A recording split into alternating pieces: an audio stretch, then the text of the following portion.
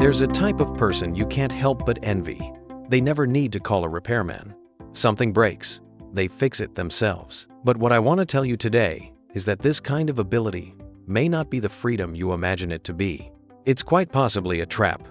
One of the most sophisticated and least visible traps of self-exploitation in our time. And the strangest part? The ones who fall into it tend to be the smartest, most independent people among us.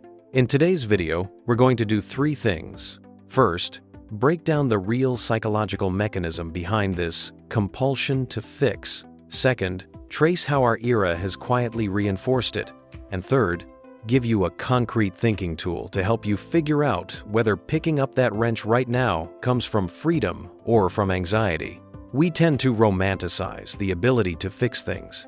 It symbolizes self-sufficiency, a pushback against consumerism, a victory of the hands over digital emptiness.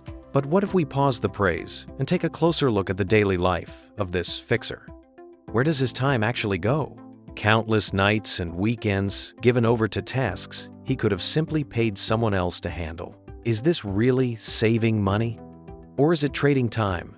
Time that can't be priced for something the market already has a clear number on. And what about his relationships? Because he can handle it, he often becomes the free tech support center for friends and family. Boundaries start to blur. And his inner state? There's likely a constant, low-grade background hum. Something else is waiting to be fixed. The issue isn't how much time he spends, it's that he doesn't seem to have a choice. If he doesn't fix it, a quiet unease sets in. And that unease is exactly what we need to talk about today. Sociologist Eva Illouz, in her book Cold Intimacies, argues that modern people have brought emotional relationships into a framework of efficiency and self-optimization, turning human connection into a project that requires constant management rather than a space for genuine rest. Fixing things, once a symbol of liberation, begins to reveal itself as an endless task of self-management. So, how does this psychological pattern get reinforced? It's not just a personal habit. First, there's the collapse of trust in the market. We live in an era of planned obsolescence and black box products. You have no idea what's inside your phone. A car computer glitch means a mandatory dealer visit. This kind of design is fundamentally about stripping users of agency. So, fixing it yourself, which looks like resistance, may actually be the only lonely outlet for a deep distrust of the system. You stop trusting manufacturers. You stop trusting repair quotes. Eventually, you only trust your own two hands. That's less a display of capability than a fortress built after trust has completely collapsed. Philosophers saw this coming, this process of moving from external distrust to internal self-reinforcement. Philosopher Byung-Chul Han, in The Burnout Society, argues that the subject of the achievement society is not exploited by others, but engages in self-exploitation intoxicated by a kind of violence of can-do. The satisfaction of, I can fix this, fits perfectly into that logic of self-driven exploitation. Second, there's an ancient alliance between certain cultural conditioning and practicalism. In many cultural narratives, hands-on ability is tightly bound to reliability and control. That binding means that asking for help or outsourcing can get subconsciously coded as weakness or failure.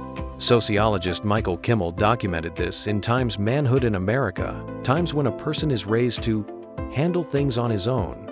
Feelings of emotional helplessness often get redirected into an intense focus on solving problems in the physical world. Fixing things becomes a permitted, even encouraged substitute for emotional expression.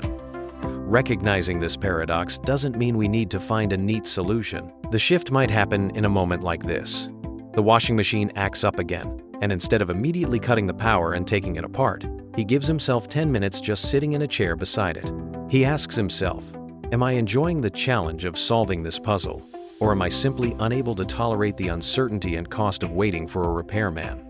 That pause, that deliberate break from the usual go straight at the problem response, is the key to interrupting the automatic reaction. The value of that pause has a more precise framework in psychology. It's called locus of control. Psychologist Julian Rotter's locus of control theory suggests that people who are good at fixing things tend to have a strong internal locus of control, and that's genuinely valuable. But here's the counterintuitive part. The stronger a person's internal locus of control, the more discomfort they often report when facing events that are truly beyond their control, not because they're more fragile, but because it's harder for them to accept that some things simply aren't in their hands. Fixing things may be the most natural tool they reach for to fight that discomfort. There's no easy way out of this paradox. The question really worth asking isn't, should I fix it myself? It's, am I capable of choosing not to? If stopping makes you feel a quiet, creeping anxiety, what deserves your attention may not be the broken machine, but the anxiety itself. The person who can fix anything, and the person who never calls a repairman, may both be maintaining the same thing in their own way. A sense of security that the world won't let them down. One just uses a wrench. The other uses waiting. After this video ends, I want you to do one thing. Think of something you insisted on handling yourself, and ask whether what drove you was enjoyment or some unease you couldn't quite name. Then tell me in the comments, what was it, and did you ever figure it out?